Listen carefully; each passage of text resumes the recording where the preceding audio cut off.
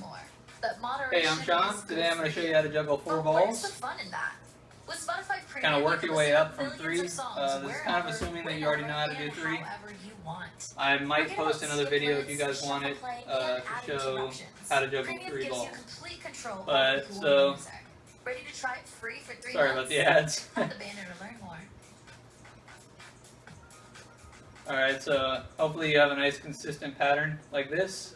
My album out of all the albums is like mine's just more like soulless.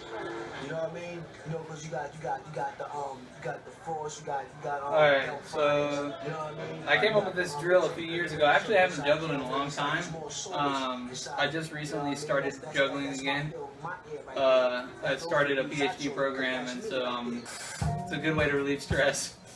Alright, here we go. This is the pattern, and you can increase the difficulty as you go along, as you'll see in a second. So, here, I'm going to start with 3, or no, I'll start with 4, and then you'll kind of get the idea as I go along. So, first you're going to do a regular pattern, 1, 2, 3, 4, and you really count it based on when it touches your hand. That kind of helps you keep track as it gets faster. And then you're going to eventually, after you do 4 of this kind of... After you do 4 of this kind of pattern, you're going to do 4 of this pattern, and then switch, throw that ball over to the other side and do 4 there. So, okay, here we go. 1, 2, 3, 4, 1, 2, 3, 4, 1, 2, 3, 4.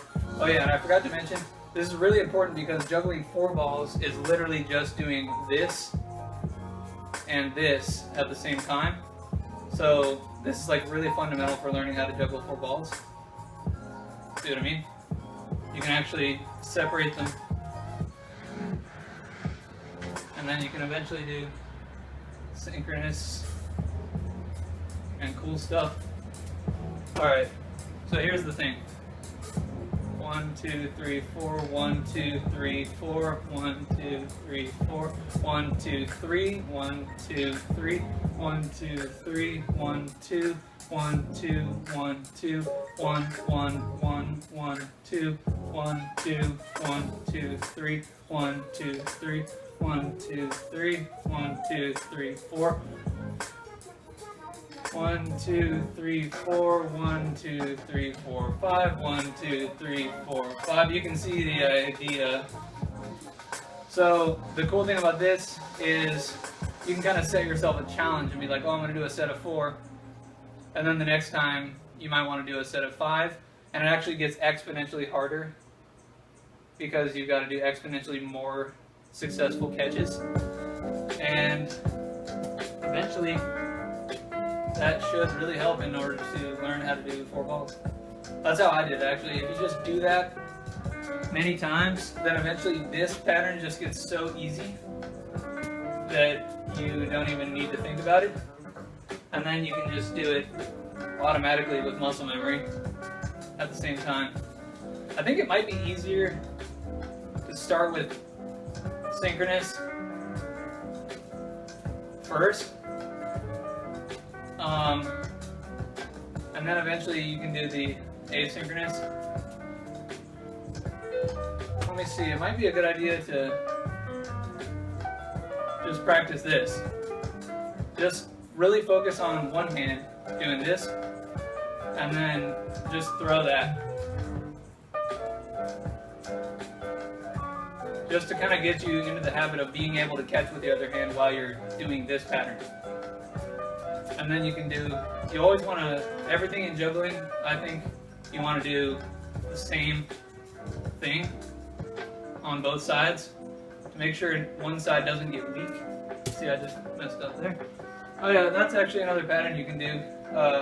Instead of cycling it, you can make sure to keep them on either side, like a V. And so then, actually I haven't tried this in a long time. V, see I'm doing the other side to see if I can get that muscle memory going. Other side. Okay, let's try it. And in juggling, peripheral vision is super important. And one thing that you'll notice if you juggle a lot is that it actually seems to improve your peripheral vision. Like you can start seeing people's faces farther into your peripheral vision than you used to be able to. Okay, one more try and then I'm done. Ah. There we go.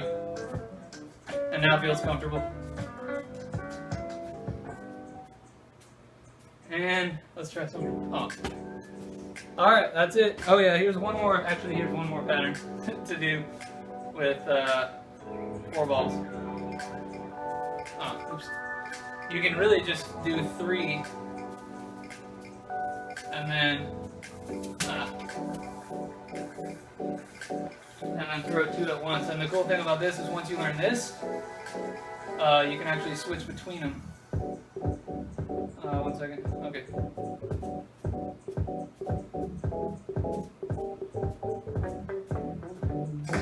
Alright, so watch this.